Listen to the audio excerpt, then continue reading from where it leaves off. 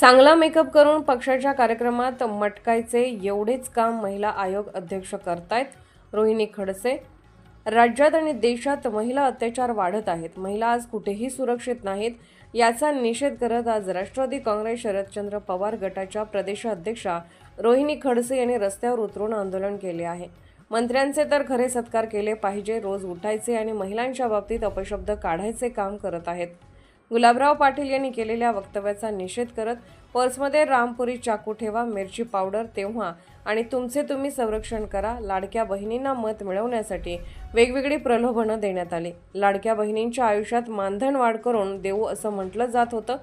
आज अजित पवार अर्थसंकल्प सादर करत आहेत. दिलेली संपूर्ण आश्वासनं या सरकारने पूर्ण करावी एवढीच अपेक्षा आहे. ओके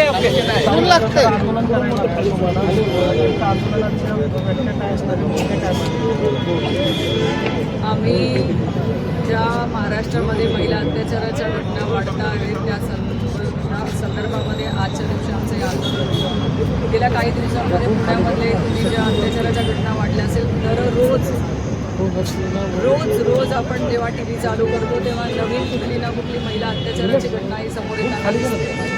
पुणे आधी आपल्याला म्हणायचं आपण की पुणे तिथे काय गुन्हे, जसं आता म्हणायला लागतंय पुणे तिथे गुन्हे झालेत का काय, कारण रोज गुन्हे म्हणजे पुण्याचं आता गुन्हे नाव करून द्यायला काय हरकत राहिलेली नाही असं म्हणायला लागेल.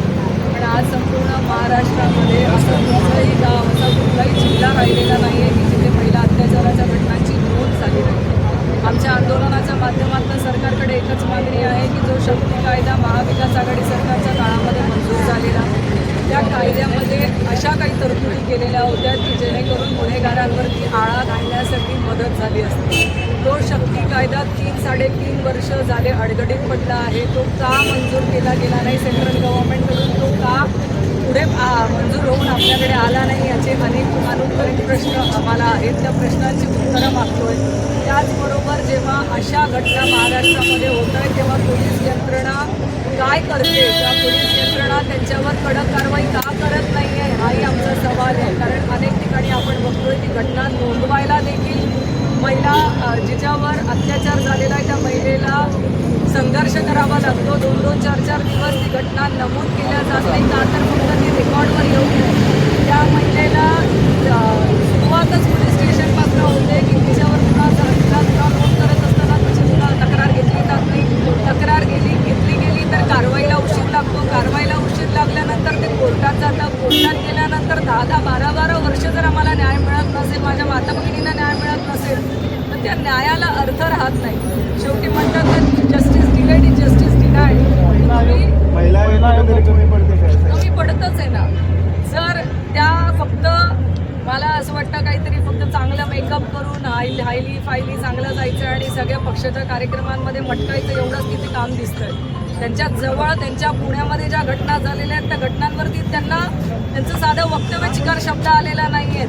काल गुलाबराव पाटील यांनी जे वक्तव्य केलं त्याच्यावर त्या बोलल्या नाही आहेत. स्वारगेटच्या घटनेमध्ये ज्या त्यांच्याच सत्ताधारी पक्षाच्या आमदारांचे जे सहकारी होते त्याच्यावर त्या बोललेल्या नाही आहेत. अशा मंत्रिमंडळातल्या अनेक मंत्र्यांवरती महिला अत्याचाराच्या घटना नोंद आहेत. त्यांच्या राजीनाम्याची त्या मागणी करणार नाहीत, त्यांना पाठीशी घालण्याचं काम करतात. म्हणजे त्या कुठल्या तरी एका पक्षाच्या आहेत. त्या संपूर्ण महाराष्ट्राच्या महिला आयोगाच्या अध्यक्ष नाही आहेत. त्या महिला आयोग म्हणजे फक्त सत्ताधारी पक्षाच्या बाजूचीच हे करणारच महिला आयोग आहे. हो, यांच्या मंत्र्यांचं तर आपण खरं सत्कारच केले पाहिजे. कारण सत्ताधारी मंत्र्यांनी ठरवूनच घेतलेलं आहे की रोज उठायचं आणि महिलांच्या बाबतीमध्ये अपशब्द काढायचे. किंवा ज्यांचे जे कार्यकर्ते असतात ते स्वतः महिला अत्याचाराच्या घटना करतायत असं समोर येत आहे. जे गुलाबराव पाटील यांनी जे काल वक्तव्य केलेलं आहे त्याचा मी निषेध करते की त्यांनी त्यांच्या जबाबदारीतून मुक्त झाल्यासारखं वक्तव्य केलं आहे की आता महिलांनी त्यांच्या पर्समध्ये रामपुरी चाकू ठेवा, मिरचीची पावडर ठेवा, जेणेकरून आता तुम्हाला तुमचं काय करायचं ते तुम्ही स्वतःची संरक्षण करून घ्या, आम्हाला काय घेणं देणार नाही.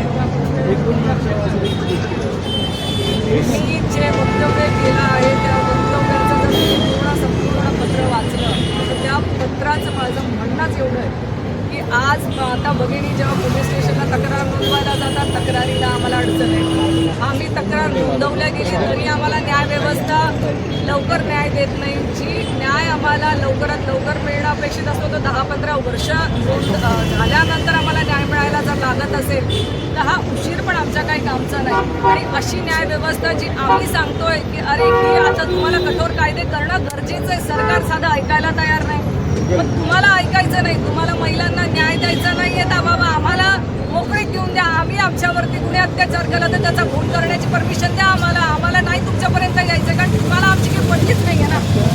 आज अजित दादा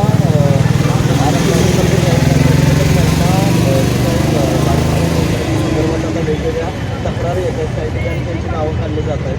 काय वाटतं महिला म्हणजे याच्यात काही जर आपण बघितलं असेल की विधानसभेची जी निवडणूक झाली त्या निवडणुकीमध्ये लाडक्या बहिणीच्या मतं मिळवण्यासाठी त्यांना वेगवेगळ्या तऱ्हेने प्रलोभनं देण्यात आली.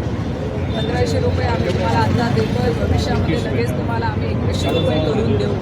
पहिल्याच अधिवेशनामध्ये म्हणजे सरकार बसल्यावर पहिल्या अधिवेशनामध्ये तुम्हाला 2100 रुपये आम्ही या मानधनामध्ये वाढ करून देऊ असं वक्तव्य मुख्यमंत्री महोदयांनी केलं होतं. आणि आज अपेक्षा आहे आम्हाला की आज तुम्ही जेव्हा अर्थसंकल्प सादर करतात तेव्हा ही जी दिलेली आश्वासनं आहेत, जी तुम्ही शेतकऱ्यांना दिलेली आहे कर्जमाफीची, तुम्ही वीज बिल माफीची जी अशी अनेक तुम्ही जी आश्वासनं लोकांना देऊन मतं घेतली ती संपूर्ण आश्वासनं या सरकारने पूर्ण करण्याची ह्या अर्थसंकल्पामध्ये तरतूद करावी एवढी आमची आजच्या दिवशी मागणी आहे.